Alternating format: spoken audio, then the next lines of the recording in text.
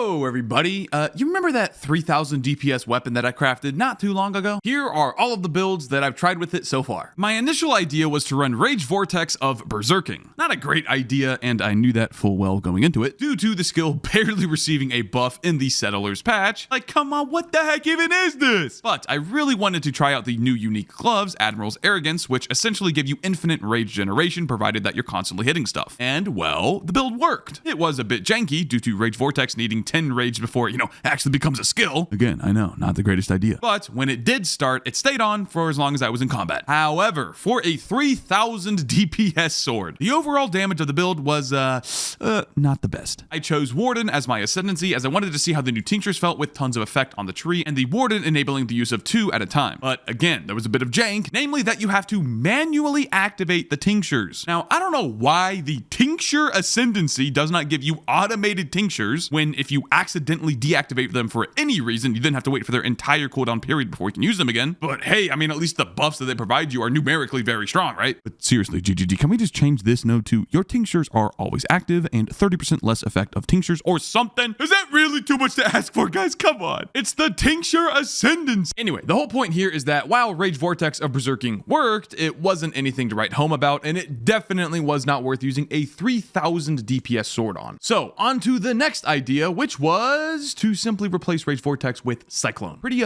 big brain idea there, no? The thought process here was that Cyclone is basically the same exact playstyle, just without the rage generation junk to actually function. And that's exactly how this build turned out. All I had to do was swap back to regular old rare gloves, dropping the Admiral's Arrogance as they're no longer necessary, which then gave me the necessary stats on my character to swap boots over to the Stampede. Now, if you're playing hit-based Cyclone, you are almost definitely going to want to run Cyclone of Tumult, which has higher overall damage and area of effect, but requires you to constantly channel it to gain stages, with each stage also giving you significantly less movement speed. 60% less at max stages. So, the Stampede boots are pretty much required with Tumult to not feel like you're trudging through a swamp 24/7. So yeah, I mean, Cyclone is literally just Rage Vortex, but with more damage and no rage generation required. The only downside is the slightly less area of effect. That's it. Unfortunately, and again, while it worked, it just wasn't worth it. You're gonna hear that a couple more times in this video. I don't know, man. There are just far better skills out there to play other than the spin to win stuff.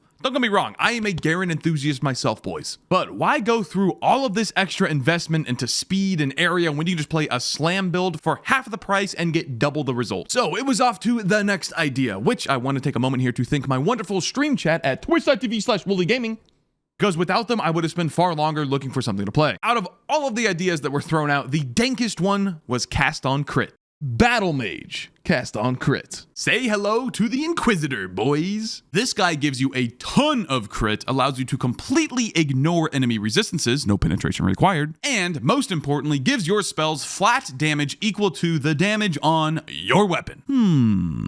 So, the idea was to just slap in Lancing Steel of Spraying, which hits a metric booty butt ton of times on a single cast, which would then go to town with whatever spell had good single target and good clear. I started with Ice Spear, as its damage effectiveness is already pretty high, and I thought that shotgunning it with returning projectiles would make it even better, heck, even maybe great. And it was alright. Now, something important that I haven't mentioned here quite yet is that, yes, obviously I could spend more time and more currency investing into these characters to make them better, but that wasn't my goal. I wanted to first test the bare bones concepts of these builds, and then plug them into Path of Building to look at numbers like their single target damage, their maximum physical damage taken, etc., to then decide if it's worth investing even more into the character. Then, after all of that, both if the playstyle felt good and the PoB looked pretty decent, I would then choose to move forth and give it the seal of approval for the 3000 DPS sword. And simply put, both of the Warden builds and the Inquisitor build just weren't worth it. Now, it's not because Cast on Crit is bad, it's just not worthy of a 3k DPS sword, which kind of makes sense, right? Normal Cast on Crit builds don't actually use two-handed weapons with attack-based stats. They use one-handed weapons with shields and use spell-based stats. The difference here is that Inquisitor gives you Battle Mage, which effectively turns all the attack-based stats on the weapon into spell ones, which would, in the case of the 3k DPS sword, give us gargantuan flat elemental damage added to the spells. Sadly, this concept, like the other ones that came before, simply was not good enough to keep iterating upon. Why would I sacrifice a normal Cast on Crit setup, giving away their significant defense defense and utility benefits for just higher flat damage of a two-handed weapon, when that higher flat damage doesn't even equate to higher overall damage due to the loss of mods like percent spell damage, spell crit, and most importantly, plus level of gems? The answer is, I wouldn't. A normal cast on crit setup would just straight up be better. But hey, I mean, at least it looked cool. However, there is one build left to discuss. A build that I've barely scratched the surface of and yet know beyond a shadow of a doubt